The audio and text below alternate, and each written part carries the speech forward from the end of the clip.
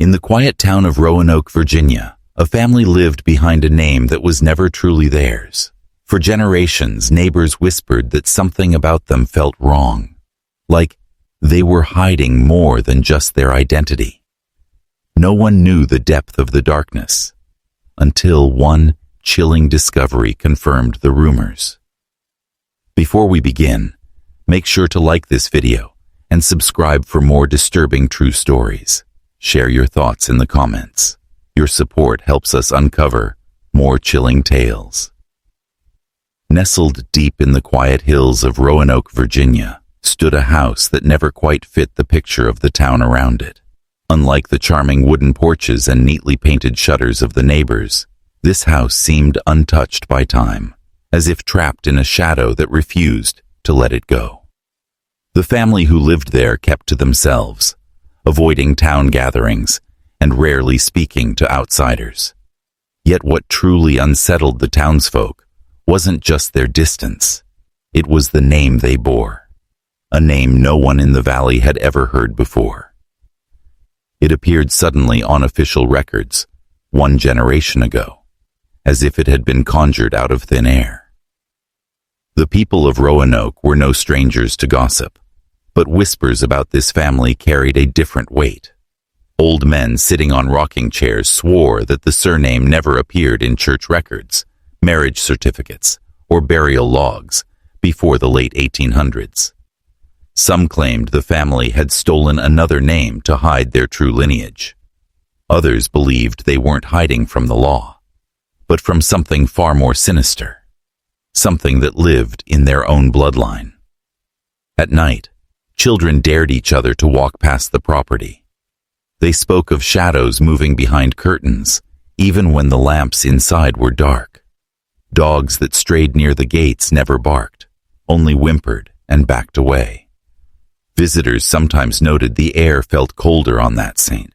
Wretch of road, as if the earth itself recoiled from what lay buried beneath. Still, life in Roanoke went on. The family attended church only rarely, and when they did, their presence made the congregation uneasy.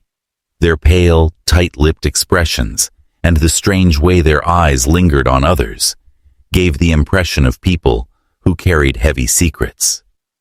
Though their name appeared ordinary on paper, it clung to them like a mask, one that didn't quite fit. The mystery of their identity became a ghost story of its own. Some said the family had fled from another town, where unspeakable tragedies had marked their true last name forever.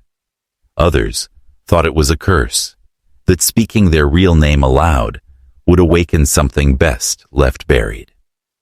For decades, no one dared to ask them directly, but as the years went by, fragments of the truth began to surface, and with them came signs that the family's dark history was far more terrifying than anyone imagined.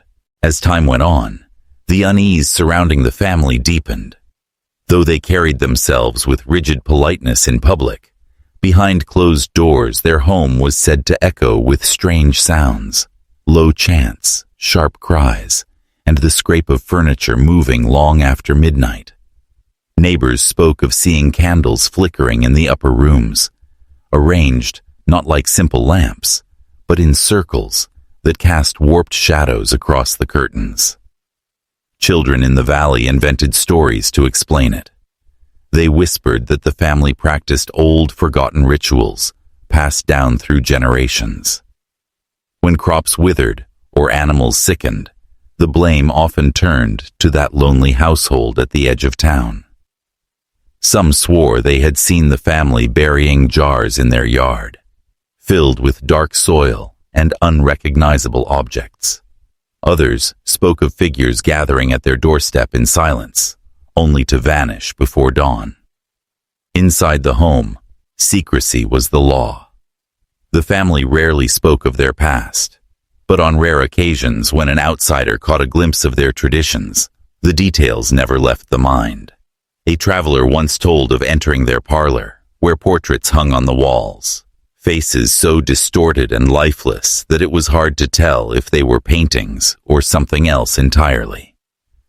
Another visitor, who stayed the night during a storm, claimed to have woken to the sound of a lullaby in a language he couldn't recognize. When he asked about it the next morning, the family dismissed it coldly, but their eyes betrayed a fear that the words had slipped out. The name they had taken, the false identity that shielded them, began to look less like a disguise and more like a chain binding them to their curse. There were tales of children born sickly, their eyes unfocused, their bodies frail as if nature itself resisted their existence.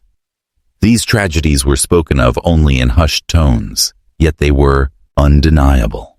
Buried in the town cemetery, under plain headstones that bore no family name at all. With each passing year, the sense of isolation around the house grew heavier. The family withdrew further, cutting themselves off even from distant relatives. Their traditions were no longer mere whispers, but acts that left imprints on the land and in the minds of those who dared to look too closely. The lies of their name were not enough to bury what they carried. The shadows of their bloodline crept outward, and the town of Roanoke began to feel the weight of secrets pressing in from the darkness. Among all the members of the family, one figure began to draw the most attention: the heir, a child born into the house under strange circumstances. The townsfolk remembered the night of his birth clearly, not because of joy, but because of the unnatural storm that tore across Roanoke. Thunder rolled without pause, rain struck the earth in violent sheets, and some swore they saw lightning strike the hill where the family's house stood, again and again, as though nature itself resisted his arrival. The boy grew pale and fragile, his body thin, his eyes carrying a glassy, distant quality that unsettled anyone who met them. While other children laughed, played, and ran through the streets, he lingered in silence, observing the world with an expression that never quite seemed alive. His smile, when it appeared, was too measured, too empty, as if he had seen people smile and was merely imitating the gesture. Whispers followed him wherever he went. Some said he spoke to things no one else could see, pausing in empty rooms to tilt his head and murmur softly under his breath. Others swore they saw him standing in the churchyard at dawn, staring at unmarked graves as though waiting for someone to rise.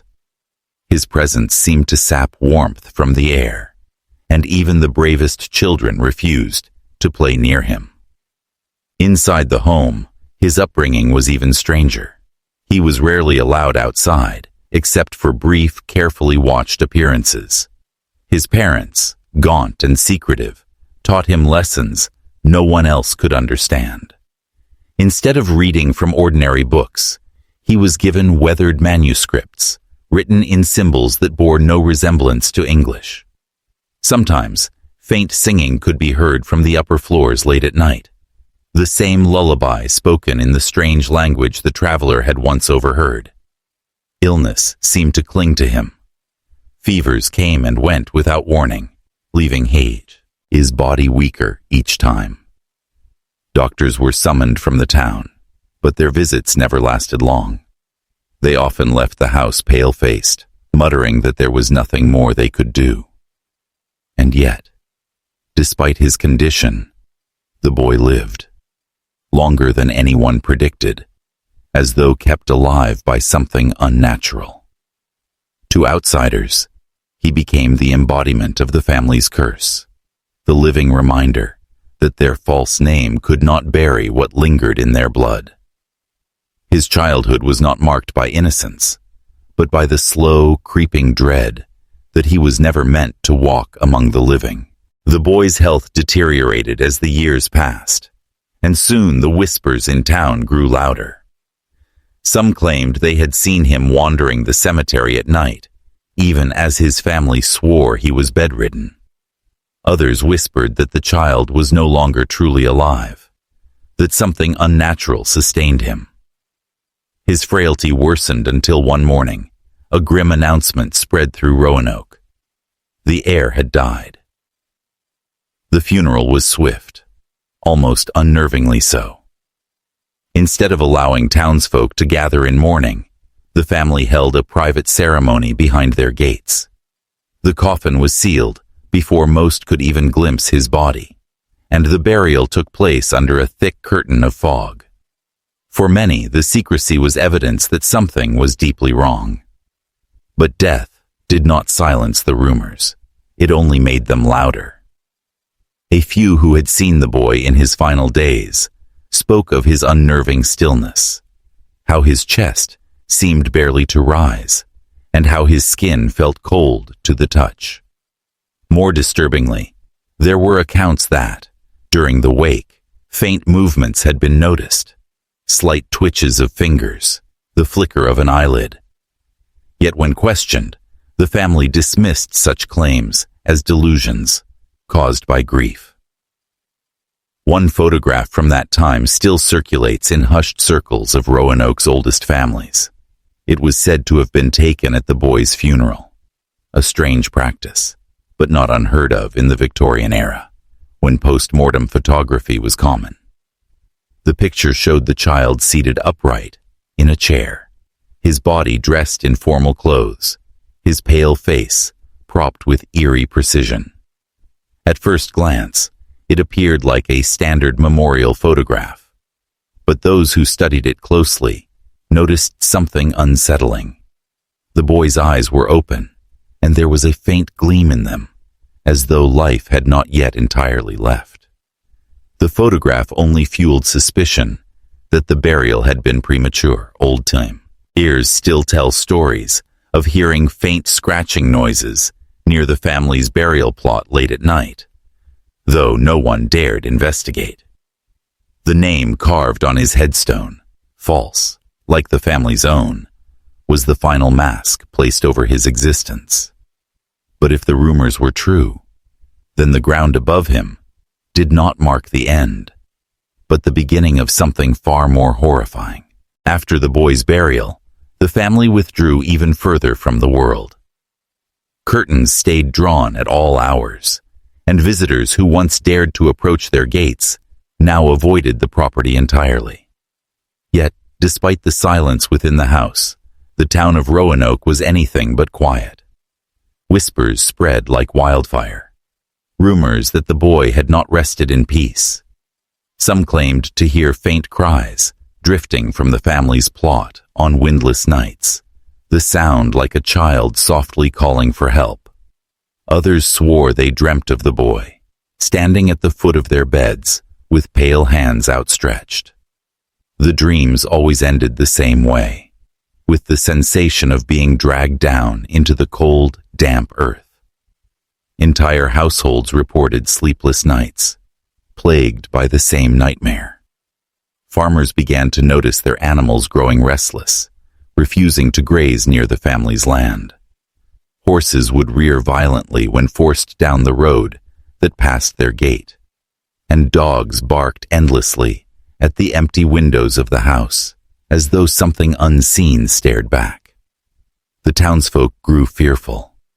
Mothers warned their children never to speak the family's name aloud. At night, groups of men carrying lanterns would sometimes gather in the square, debating whether to confront the family and demand answers. But each time, courage faltered. The weight of superstition, of the possibility that the family's curse was real, kept them rooted in fear. Inside the home, things were unraveling. Neighbors described hearing violent arguments, shouting that carried across the valley late into the night. A woman's cry would pierce the air, followed by the sound of slamming doors. It seemed as though the family was tearing itself apart under the strain of secrets too heavy to bear. One particularly grim tale came from a maid who had briefly worked in the household. She claimed that in the dead of night she heard ditching, not from outside, but beneath the floorboards of the boy's room. The sound was steady, desperate, as if someone trapped below was clawing upward. When she told the parents, they dismissed her with icy silence, and by dawn, She was sent away without explanation. By then, the people of Roanoke no longer doubted the truth. Whatever had been buried was not at rest. The ground itself seemed unsettled, and the family's false name was no longer enough to keep their darkness hidden. The rumors grew unbearable, and finally, the townsfolk could no longer ignore them. Quietly at first, then with mounting urgency, they began to press for answers. Why had the boy's funeral been rushed? Why was the family so secretive? And why did the graveyard seem to echo with sounds that no one dared to name? The breaking point came on a night when a group of men swore they saw movement near the burial plot. At first, they believed it to be animals, until they drew closer and noticed the soil disturbed, as though pushed upward from beneath. That was when talk of exhumation began. At first, the family resisted with a cold, unyielding silence, but the pressure mounted and whispers of mob justice spread through the valley. To prevent chaos, the town elders intervened, and the coffin was ordered to be opened. On the day of exhumation, the sky turned heavy and gray, thunder rumbling in the distance as though nature itself objected. A crowd gathered at the edge of the cemetery, their faces tense, their lanterns flickering in the growing storm. The family stood apart, rigid and expressionless, though their eyes betrayed a fear so profound it seemed to hollow them from within. When the grave was finally unearthed, silence fell over the crowd. The coffin lid, though nailed shut, bore unmistakable signs of struggle. Deep gouges carved from within. The wood was splintered, clawed apart by frantic hands. Gasps broke through the stillness as the lid was pried open. Inside lay the boy's body, twisted in a grotesque position. His fingers were bloodied, his nails cracked down to the bone from desperate scratching. His eyes, wide open, stared blankly upward, locked in a final expression of terror. It was clear. He had been buried alive. The horror of the discovery rippled through Roanoke like a curse. People recoiled, some fainting, others crying out prayers as they turned their faces away. Even those who had doubted the stories now stood trembling, confronted with the undeniable proof of the family's terrible secret. The boy had not died when they said he did. He had been sealed beneath the earth, struggling against the coffin's lid, until silence finally claimed him. The false name, the secrecy, the whispers, it all pointed to one truth. The family had not only hidden their identity, but had buried their own blood alive to keep their past from surfacing. The exhumation left the town of Roanoke shaken to its core. For days, no one spoke openly of what they had seen, yet the images refused to leave their minds. The boy's wide, terrified eyes, the clawed wood of the coffin, the undeniable proof that he had been buried alive. The family, once only whispered about, became figures of dread. Their stolen name was now a symbol of horror, and their silence only deepened the suspicion that the truth of their bloodline was far darker than anyone had imagined. Scholars and physicians of the time attempted to offer explanations. Some suggested the boy had suffered from catalepsy, a rare condition that mimics death by slowing the body's functions to near stillness. In such cases, victims were often mistaken for corpses and buried prematurely. Others believed the family had known the boy was not truly dead and had chosen to bury him regardless, sealing away their shame and preserving their secrets. Both theories chilled the townsfolk. Whether by ignorance or intention, the result was the same. Beyond the medical explanations, whispers of the supernatural refused to fade. The storm on the night of his birth, the strange rituals in the house, the unease animals felt near their land, all of it fed the belief that the family's curse was real.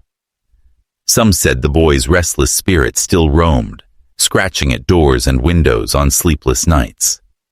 A handful of brave souls who ventured near the grave after the exhumation swore they felt the ground tremble faintly beneath their feet, as though he had never truly been laid to rest. The family did not remain in Roanoke much longer. Within months, the house was abandoned, its windows left shattered, its walls rotting under the weight of silence. The false name vanished from records as abruptly as it had appeared, leaving behind only rumors, ghost stories, and the chilling memory of what the folk had witnessed. To this day, those who study the tale call it one of Virginia's darkest unsolved mysteries. Was the boy the victim of a tragic medical mistake, or of a family so desperate to bury its past that it buried its heir alive? No one can say for certain. But those who have seen the surviving photograph of him, with those half-living eyes staring outward, agree on one thing. Some secrets are never meant to be unearthed.